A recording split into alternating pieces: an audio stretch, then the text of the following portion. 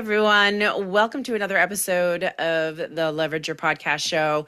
And a huge focus in my business is podcast guesting on podcasts, and really how to optimize it. I mean, gone are the days where you just show up, you record, and then you move on with your life. You kind of need more intention, more strategy. And so I have with me Seth Donlin, who is an expert in the podcast guesting realm. And what I love about him is that he really focuses on story and brand building and really help us hone in on that craft to make a bigger impact in the episodes that we guest on. So thank you for joining me today, Seth. Well, thanks, Lindsay, for having me on the show. I'm very excited and flattered. Awesome. So I know the term storytelling, um, it can feel more complicated than it really is.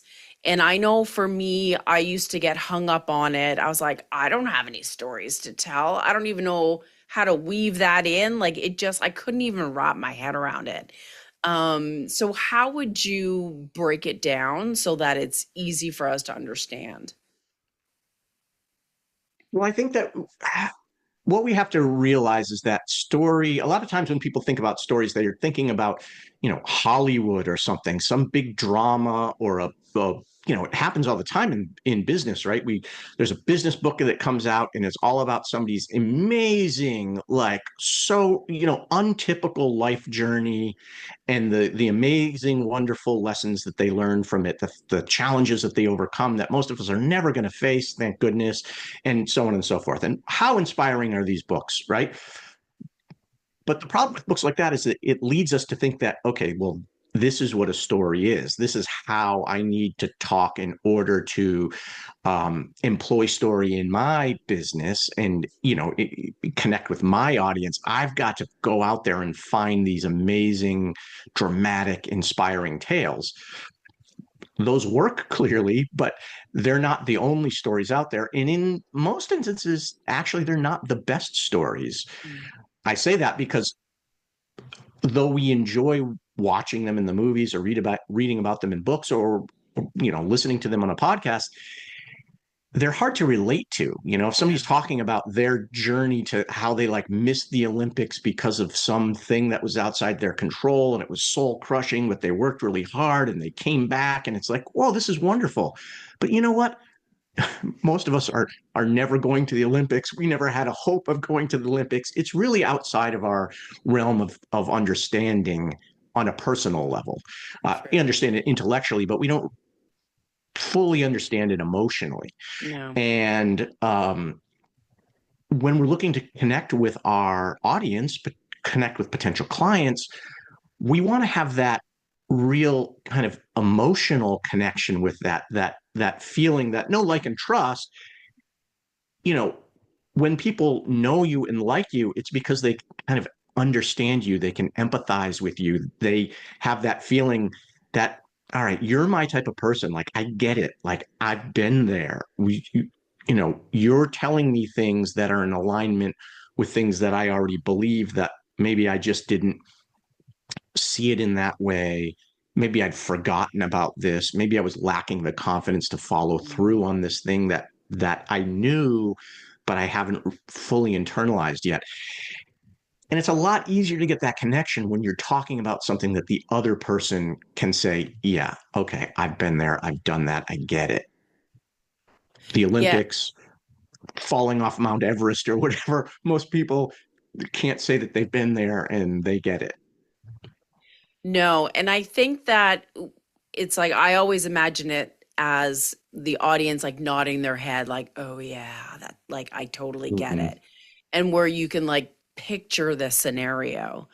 And really, Seth, it's like a lot of the podcasts, there are many that are inspirational and like you said, these really like heartwarming, impactful, dramatic stories. But for a lot of us podcasters, we have business podcasts. And so we're serving the Right. audience in a different way.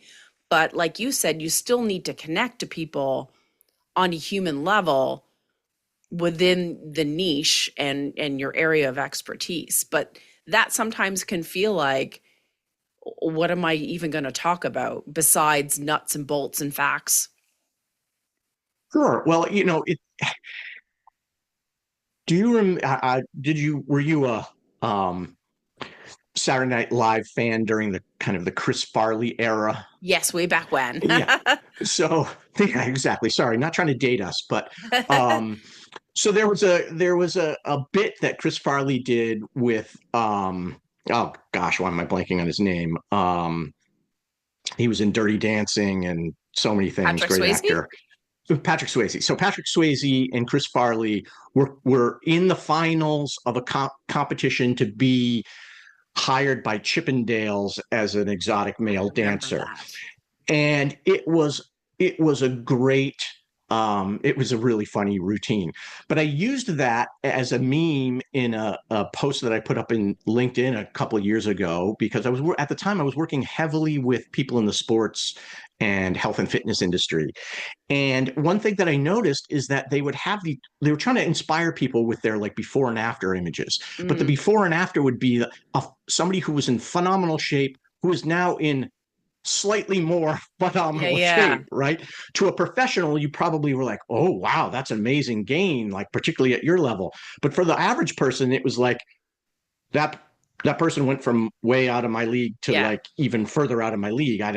You I know, know. You can't relate. you want me to work with you? Like clearly I'm not your type of client. So I had this like three panel and I had Chris Farley, Oh, gut yeah. hanging out.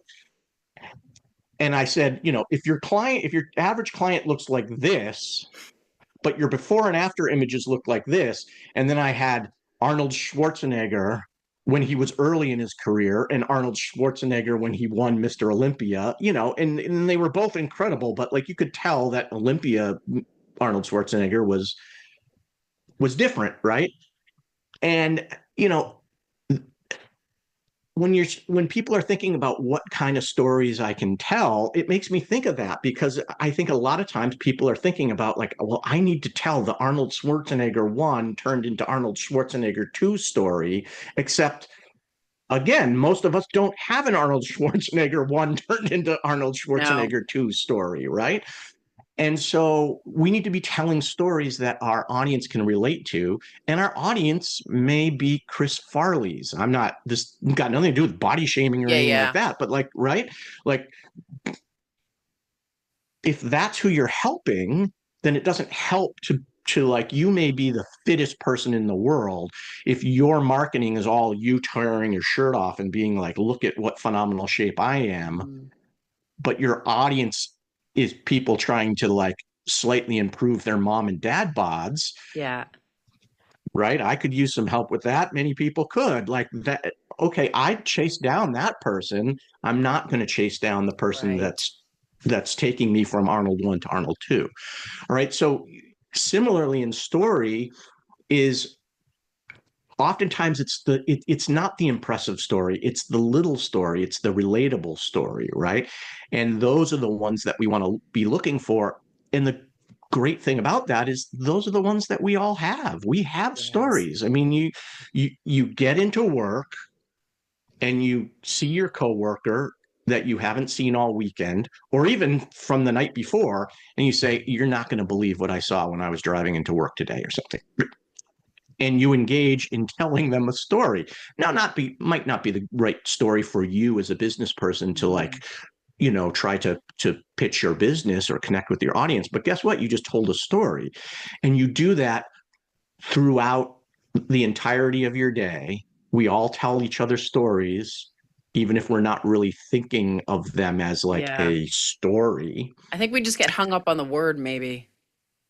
Yeah, I think so. And we get hung up in the word, and then we also we're not paying attention to our stories. I mean, one of the things that I tell my clients to do is that they need to start keeping a story journal. It's a hugely helpful thing to do. If you find, I mean, it takes practice like anything, right? When you start out, you're going to say, oh, I'm going to do that. And you're going to write down a couple of stories. And then a couple of days are going to go by and you're not going to write anything down. And you're going to, oh, damn it, I got to like remember to write down my stories. But the idea is, have a notebook, could be digital, could be, a little paper notebook or whatever. And when something happens to you that you think, oh, I'm going to tell my best friend about that. I'm going to tell my husband or my wife about that. I'm going to tell my kid about that. Whatever the case may be, like jot it down just in broken, like little phrases. Mm-hmm. I had one that I've written about on LinkedIn in a couple of instances was uh, dropping after dropping off daughter, saw three hot air balloons framed perfectly by the trees, wanted to get a picture, missed it, thought about circling back to try to catch it.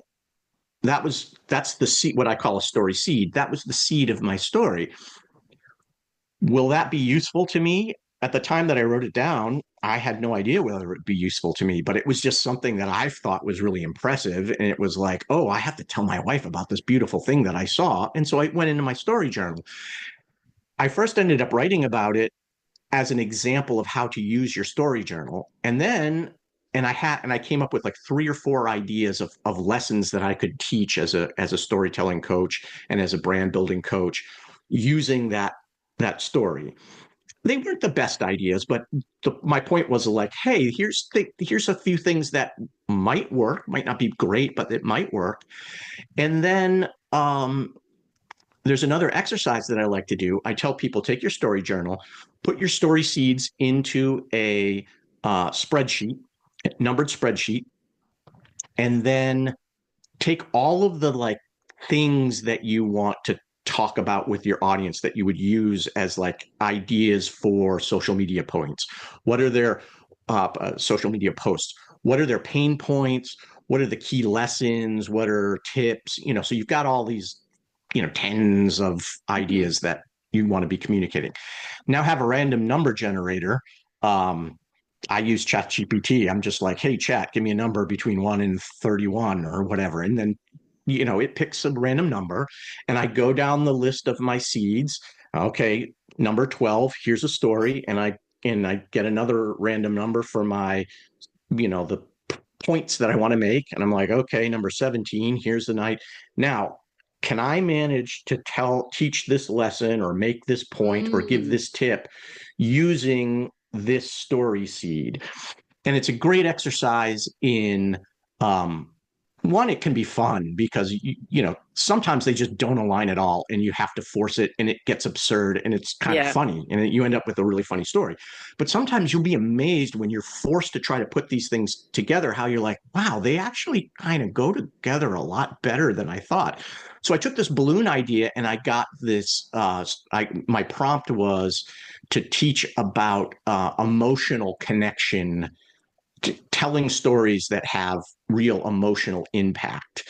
And I was saying, okay, to have real emotional impact, the story has to be authentic, the Mm-hmm. story has to be relatable, and the story has to have good sensory details because it's sensory details that make really people be able to feel like they Mm. were there and they understand it, right? So a story, that's light on the not the details, numbers and figures, and Joe was there and Susie wasn't or whatever, but the like, this is how I felt, this is what I saw, the grass was Right. green, whatever, these like visual details that will help us to feel um the sensory details that will make us like really understand the story and connect with it. So anyway, I said, you take those 3 things, but it's not enough to have a story have them. They all have to be properly woven together, properly. They need to be working in alignment. And so I was like, well, this is great because the whole thing about the story was that these 3 balloons were like framed by the trees perfectly. With I was in shadow, so I could see the balloons really well, but the sun was hidden by the trees, so it wasn't in my eye, but like shining on the beautiful rainbow striped canopies of these balloons so that they just looked majestic.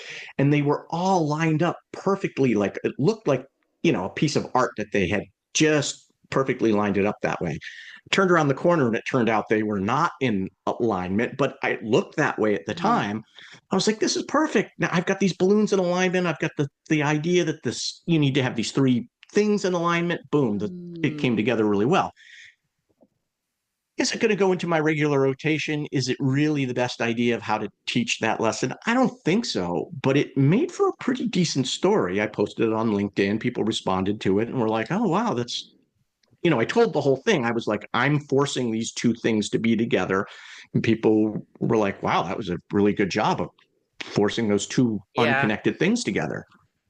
So, you know, when you start keeping a story journal and looking for those little instances in your life, you will start to realize that there's so much that you can teach from these little everyday things, and they make really good stories because they're super easily relatable. Everybody goes to the grocery store and goes grocery shopping. Everybody, well, not everybody, because not everybody's a parent, but everybody goes to pick up their kids at school or has to go watch a musical recital or whatever the story was. Right, you come home and you're like, oh man, you're not going to believe what happened at the story recital. And the kids were, one of them fell off the stage and the other one, whatever happens, right? We've all got these little stories. I liked how you try to like force those ideas and see those connections. I think it makes your brain work differently and see how to be creative in how you phrase, your teachings or your piece of knowledge, and in putting it in a different perspective, like you said, that someone can understand. One of my coaches, we used to do at events, we used to do what was it? Stump the coach. So we Mm, had to give them like, I don't know, like bumblebees. And somehow he had to take bumblebees and seed one of his programs. And like, so we'd like try to stump him, but he somehow wove in a conversation about bees that like he would just weave in his program to seed it. yeah. And it was like, it was so fun to watch, but like you said, what a great exercise just to stretch your brain of like how you can share a story and make what you're saying relatable. I think that's a super cool idea.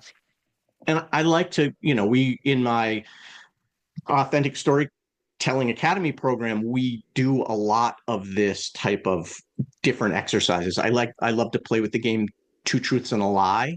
Most people play the Two Truths and a Lie. They just say something like, I was born in Worcester, Massachusetts, and I did this thing and I did this other thing. And then you have to figure out what the lie Yeah. was. Well, in our exercise, you actually have to tell a story that Mm. you have to tell a full story around the two truths and the lie. And the idea is that a lot of people have a hard time kind of we oftentimes, for whatever reason, we get shy, we get small, we start having imposter syndrome. So they have a hard time, like, really kind of fleshing out and puffing up the truth, but they can have fun doing it in the lie because it's like, oh, can I trick Yeah, yeah. people? Can I use enough like half true details or whatever? Right. So when you build this lie story, particularly if you're doing a good job in building out of something that's partially true, and you're using all of the details and you're crafting this really engaging story, it's a great way to get past your maybe like your hesitation to be telling the true story, which maybe you're Mm. shy about letting your voice shine, right? And so that's another exercise that we like to work on. But there's great ways to have fun with story, and like you said, the more you do it, the more it Yeah. it rewires your brain to be able to, like, it's harder at first, and then you do it and you do it again and you do it again, and pretty soon those connections come really easily Yeah. that before you were struggling with. Yeah. Different muscle that you're using. Now, when you were telling the story about like Patrick Swayze and Chris Farley and Saturday Night Live and so forth, so that to me, it's like it's not a story about you per se, but it was like a story about them maybe. And I think a Mm-hmm. lot of people don't realize that the story doesn't necessarily have to be your own personal experience. And I think that for me was one of the turning points where I was like, oh, I never thought about that before. And so, Yeah, can you give some you different can definitely. examples? Sure. Well, I mean, I think that again, and as long as you're not making the story up, the Oh story yeah. has to be understandable and relatable. I have a story that I love to tell about my maternal grandfather who fought in World War II in the Pacific. He was on a ship. He was on a frigate, and he was the communications officer. And one day he was the hero of the whole bridge. Um, and a Zero was coming in, flying in, and looked like it was going to strafe the bridge. And my grandfather looked around, and slowly but surely people were disappearing off the bridge and going down below. They're not supposed to be, obviously. They're supposed to be at the posts. And pretty soon he was about the only person left on the bridge. So he went to run like everybody else did. But as the communications officer, they would wear these helmets that had the headphones built into the helmet. And then it would have this long audio cable, big, thick at the, Oh my back then, goodness. big, thick audio cable that would plug into the like old time radio operator type thing, plug into the bulkhead next to them where the radio equipment was. And they had the cord was really long so they could move around, but usually they didn't have to move around. They were at their Yeah. station. So what they would do is they would cut it and splice it so it was really short so they couldn't trip over it. And so they'd have this cord basically running from their helmet with a little bit of slack right to the wall. And that was all. And they have the helmet strapped on and stuff so it doesn't come off as the boat is rocking around. Well, as my grandfather turns to run and go down below decks like everybody else, he's jerked up Ooh. by the cord, tying himself to the wall, and ends up lying on his back on the deck. The Zero goes roaring overhead. He stands back up at his post. Slowly but surely, everybody comes back from down below, and there he is, the hero who was so brave he never left the deck. And and of course he wasn't actually the brave one. He was trying to run just like everybody else. And I will oftentimes use that story to tell about like preparation. Put yourself in a situation where you can't get yourself in trouble, right? If you're tied into the bulkhead, you can't run away. And there's things that we can do in business, right, to set ourselves up. So even if we get scared, or even if we're Mm, running behind and we're having to rush our preparation, right? We've already done so much pre-preparation that like we can get away with it. Things like that, right? yeah. And I'll sometimes use that story to, because people are like they laugh at it, and it's Mhm. interesting story about the guy who ends up falling on his back and is the hero, Yeah. right? So you can definitely take other people's stories, and you can clearly take your audience's story, your Mhm. clients. You can write. I mean, what is a case study if not a story told in a slightly different format? I mean, Yes. we might be telling it through graphs and things like that, but ultimately we're saying, well, here was my brief, and I took my client from here to there, and that's my story of success. That's my client's story of success with my help, right? So you can absolutely use other people's stories as long as you're not, as long as I'm not trying to claim that I won. I Yeah. can't tell Arnold's story as my story and say I 100%. won, you know, I was Mr. Olympia. But as long as you're not doing that, yeah, you can Yeah. absolutely use other people's stories. I think it takes the pressure off that you're like, okay, it opens up your horizons as to what you can talk about. I know for me, it helped like unstuck me a little bit. Now, is Yeah. there a right way and a wrong way to tell a story? Like, what would you say are some of the mistakes that you hear on podcasts? Well, I think a simple mistake is that a lot of people set their story up with, let me tell you a story. They're acting like they're around like a campfire or something like that. And they think that they have to say, here comes the story, listen for the story. And that's not the best that's not the best way to tell stories. The best way to tell stories, this is true of podcasts, and it's true of, if you're creating a post on, I know you and I both use LinkedIn a lot on LinkedIn, but same on Facebook or Mhm. Instagram or wherever you're putting something up. Um, you you tell you know you tell the people the point you're going to make in maybe one or two sentences, And you say, I hear clients all the time struggling with worrying about turning people off with their content. And the truth is, we don't need to worry about turning people off with our content.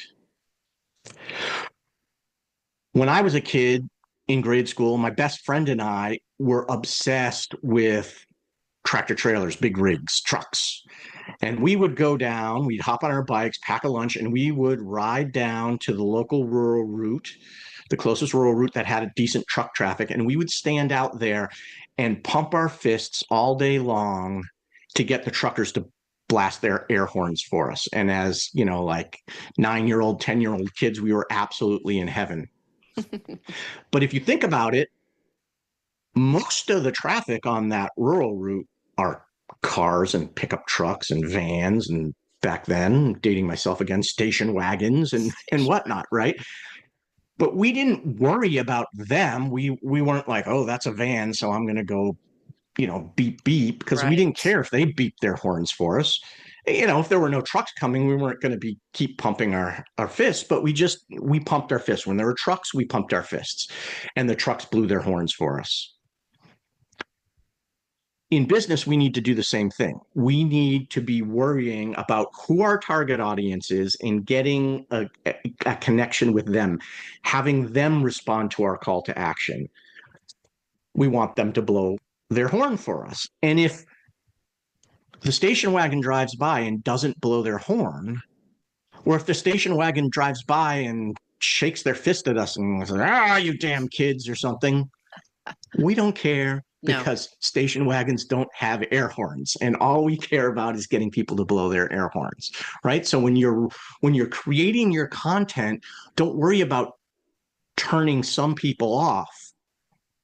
In fact, celebrate that, because part of building a brand and part of marketing is attracting the right audience and alienating for the purpose of being a jerk, but pushing away people that aren't a good customer. You don't want people that aren't likely to buy from you No. on your email list, so that your open rate is bad. You don't want people that aren't a good target audience from you on your social media channels, so that your engagement rates are thrown off and the algorithm isn't sending you out to as many people as it might if you had a slightly higher engagement rate. So you actually want to push those people away. Yeah. So if you're struggling with this, just think about me as a little kid, pumping my fist, and remember that all you care about are the air horns, and don't worry about the pickup trucks and the station wagons. Okay. And so I didn't say, hey, here comes a Exactly. story, right? I just wove it into the lesson that I was teaching. And that's one of the that's a that makes a big difference in people's ability to take the story in, because there's not that hard line.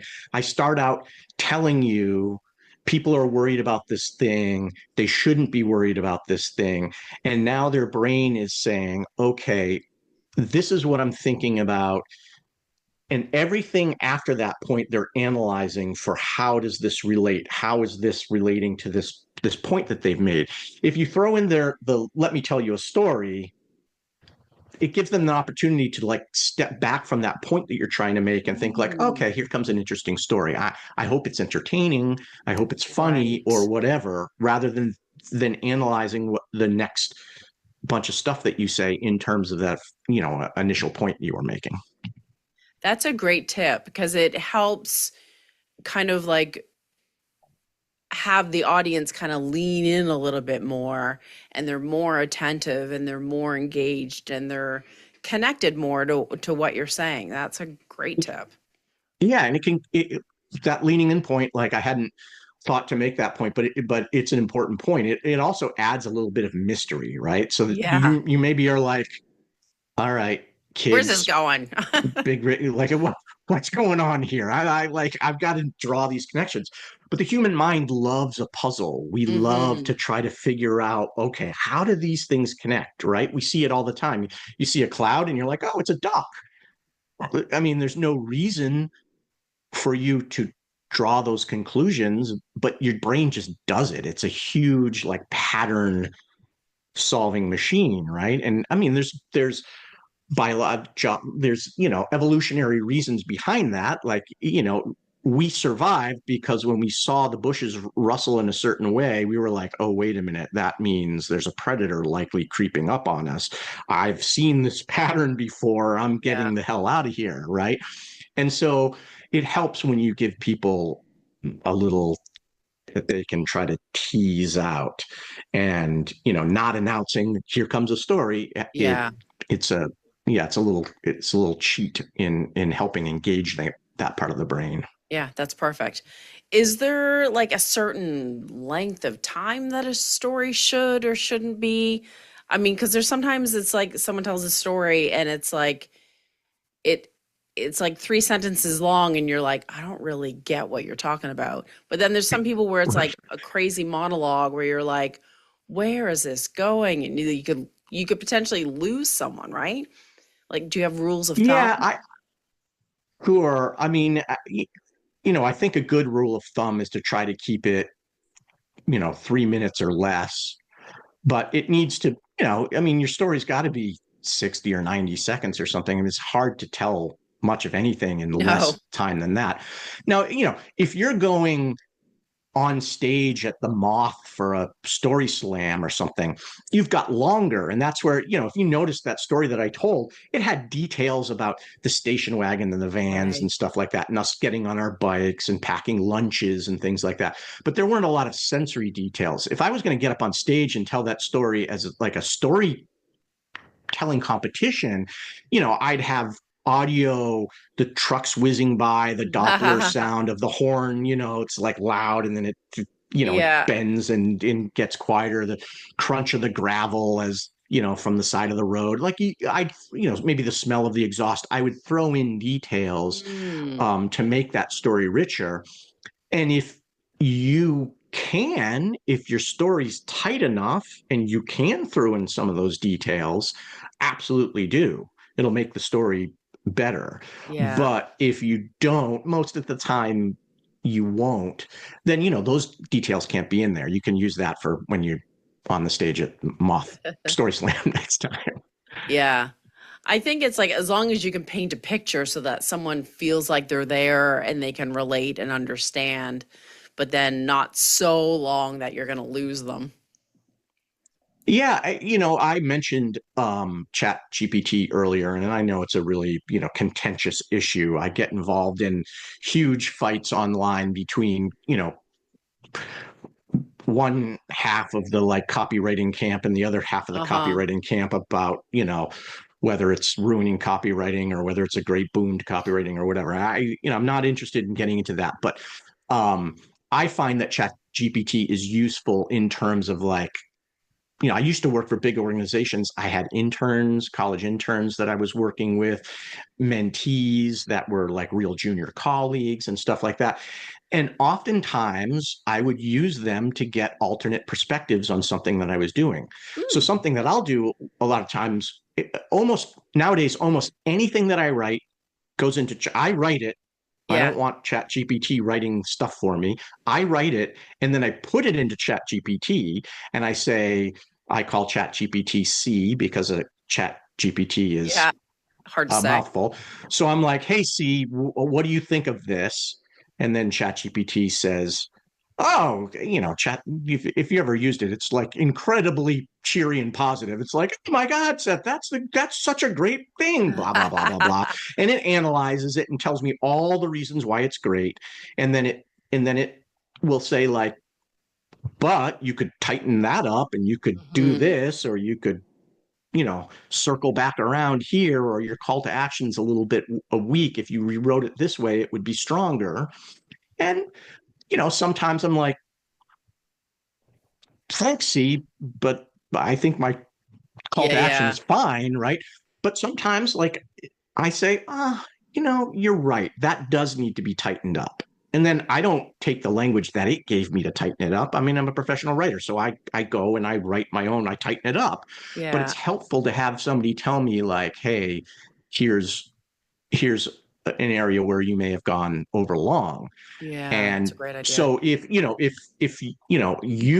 as a I'm speaking to the audience, not you Yeah. specifically, Lindsay, but if you are worried about that in putting your stories together, don't be afraid. I mean, if you've got a friend or a colleague who's a great writer or something, then show it to them, of course.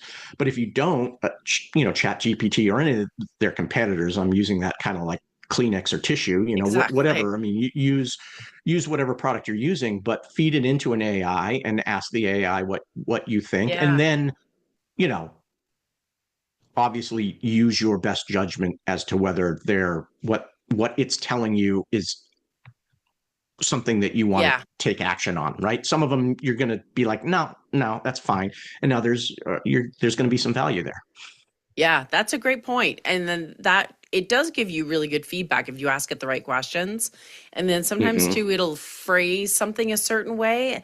I'm like, ooh, that sounds really good. Or it's just a Mm-hmm. really tight sentence. So yeah, I've never actually thought about putting the stories that I use on podcasts in Chat GPT just to kind of get that feedback and like, yeah, how can I optimize it? How can I make it more engaging? Or how can I make it more concise? And the great thing about it is because it's in phenomenal memory, right? The more you feed it, the better it gets at understanding your voice, understanding the way that you want, right? The first one that I fed in there, it gave me some pretty good advice Yeah. because I had been chatting with it about other things. Like, it wasn't day one that I used it that I fed in a story, but the more stories I give it, the more LinkedIn posts and Instagram posts Mhm. and stuff that I give it, the better and better its voice, its advice becomes, because Yeah. the closer and closer it gets to my voice. Now, I don't, certainly with the technology level now, I'm not going to let it try to pretend to be me yet. Yeah, yeah. But again, it's really helpful. I mean, if you've not written professionally before, there's, I got my career start in journalism. Mhm. And the difference between like something that a cub reporter turns out and then something that a reporter turns out that a good editor has taken a pass at is light, Oh, yeah. it's day and night. But that cub reporter probably has some real gems in there, Yeah. right? And so, working with young people, working with interns, some of my best work would be stuff where I'm like, hey, why don't you try to take a pass at this? And they, you know, did such a good job that it's like, well, look, you're going to get a byline on this because like it wasn't ready to be published. It wasn't that good. Um, and toot my own horn, they might be like, oh my God, you made it so much better. I wish I could do that or whatever. But the point is it was super easy for me to make their story fantastic Yeah. because I was starting with some good solid bones. Yeah. And now I had to spend 20 minutes editing the piece, not 3 hours researching it and 100%. writing it or whatever. Right. So Yeah. Speeds things up. Absolutely. Well, you've given us some great insight on like what stories are, how to approach it, how to even stretch our brain to like how can we get into that mode where we're thinking about stories a little bit more creatively. And I, like you said, I think the important thing is engaging with the audience, connecting with them in a way that they want to lean in and listen to you yeah. and believe you and what you say. Yeah, I would love to end off if you have a resource to send people on how people can get in touch with you for, some Yeah, people don't absolutely. want to figure it out themselves. Some people want the No. help. Right. Well, I am here to help. So I would love if anybody reached out.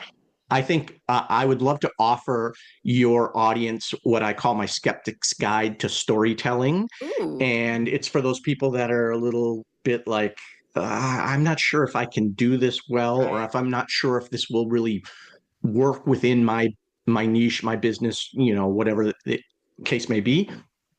And so to get that, we can just go to my website, which is Yeah. sethdonlin.com. I know it'll be in the show notes, so don't worry about the Yeah. spelling, but sethdonlin.com/Lindsay P. And if you go to sethdonlin.com/Lindsay P, you can download the Skeptic's Guide to Storytelling, and that will give you a lot of some of the the tips and the tricks that we talked about, Yeah. and some other information that we didn't have time to talk about. Yeah. And then, of course, it'll let you know how you can get in touch with me if you want to, explore the relationship further. Yeah. That's great. Thank you so much for your time. And yeah, I'm now going to go use ChatGPT and think about more stories that I can weave into my podcast. I need to get Yeah, an to improve affiliate them. link with them. Yes. Well, thanks, Lindsay. It's been great. I really appreciate you having me on the show. I love talking with you, and I hope your audience Yeah, got some value out of it. absolutely. All right, folks, that is a wrap for this week's episode, and we'll see you next week on the Leverage Your Podcast Show.